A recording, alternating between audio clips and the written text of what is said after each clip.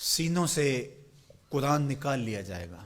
حافظ صبح اٹھیں گے تو انہیں ایک حرف بھی یاد نہیں ہوگا. حتیٰ کہ جو مصاحف کے اندر، کتابوں کے اندر قرآن مجید چھپا ہوا ہے، صبح کھولیں گے تو کسی ورقے پہ کوئی لفظ نہیں ملے گا، کوئی حرف نہیں ملے گا.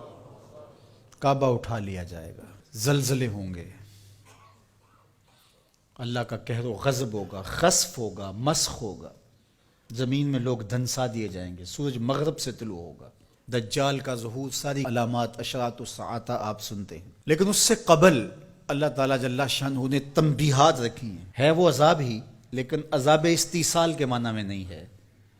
وہ جھنجھوڑنے کے لیے چھوٹے عذاب اللہ تعالیٰ لوگوں پر بھیجتا رہے گا تاکہ لوگ غافل نہ ہوں.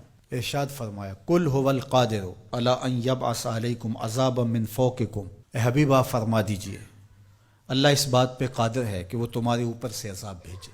آسمان سے پتھر اتریں، آسمان سے اللہ کے عذاب نازل ہوں، کڑکتی بجلیاں اور کڑک ان کو آلے، جس تمازی میں ہوا. وہ اس بات پہ اب بھی قادر ہے. جب یہاں تک آیت نازل ہوئی تو حضور نے کہا اعوذ بوجہک، اللہ تیری پناہ چاہتا ہوں.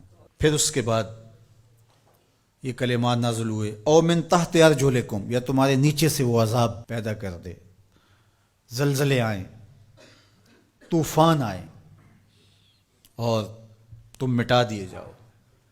حضور نے پھر عرض کی اعوذ بوجہک. تیسری بات او یلبسکم شیعا ویذیق بعضکم باس بعض، یا تمہیں گروہوں میں تقسیم کر دے اور تم ایک دوسرے کی سختی کو سہو، برداشت کرو، ایک دوسرے کی تکلیف تمہیں پہنچے. تو حضور نے فرمایا ھذہ اہون یا ھذا ایسر، یہ آسان ہے. تو تین طرح کے عذاب ہیں جو اس آیت کریمہ میں ذکر کیے گئے. آسمان سے عذاب نازل ہو یا تمہارے نیچے سے وہ عذاب پیدا کر دے. اور تیسرا یہ ہے کہ تم تشتت و افتراق میں مبتلا ہو جاؤ، خانہ جنگیاں لگ جائیں، تم ایک دوسرے کو تکلیف پہنچانے کے درپے ہو جاؤ. یہ تیسری قسم کا عذاب ہے. اور مسجد اجابہ میں حضور نے جو 3 دعائیں مانگی تھیں اس میں تیسری دعا مانگنے سے روک دیا گیا، وہ یہی تھی. حضور مانگنا چاہتے تھے اللہ یہ امت فرقہ فرقہ نہ ہو، ٹکڑیوں میں نہ بٹے، یہ امت آپس میں ایک دوسرے کو توڑنے نہ لگ جائے، ایک دوسرے کے گریبان کو نہ نوچے.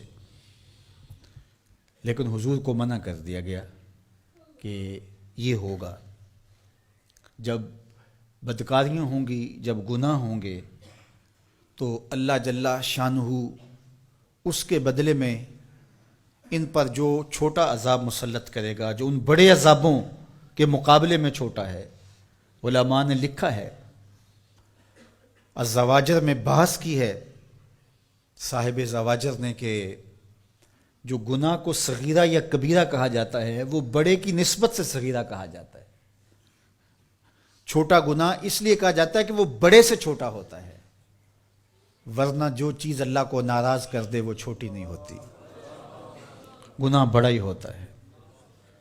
جو اللہ کی ناراضگی کا سبب ہو وہ چھوٹی چیز نہیں ہے، وہ بڑی چیز ہے. تو جو گناہ صغیرہ کہا جاتا ہے تو اس کا مطلب یہ ہے کہ بڑے کی نسبت سے چھوٹا ہے. تو جو چھوٹا عذاب کہا گیا تو چھوٹے عذاب سے مراد جو بڑے کی نسبت کم درجے کا ہے. تو عذاب ہے، تو اوپر سے عذاب اور نیچے سے عذاب یہ اس امت پہ نہیں ہوں گے. یعنی قحط نہیں ہوگا، غرق نہیں ہوگا، آسمان سے پتھر نہیں برسائے جائیں گے، لیکن چھوٹے عذاب ان پر مسلط کیے جائیں گے. اور ان میں سے قرآن نے یہاں جس عذاب کا ذکر کیا کہ آپس میں تم الجھ پڑو گے، خانہ جنگیوں میں مبتلا ہو جاؤ گے، یہ تمہارے گناہوں کے سبب سے ہوگا. اور پھر جب الجھاؤ پیدا ہوتا ہے تو برکتیں اٹھ جاتی.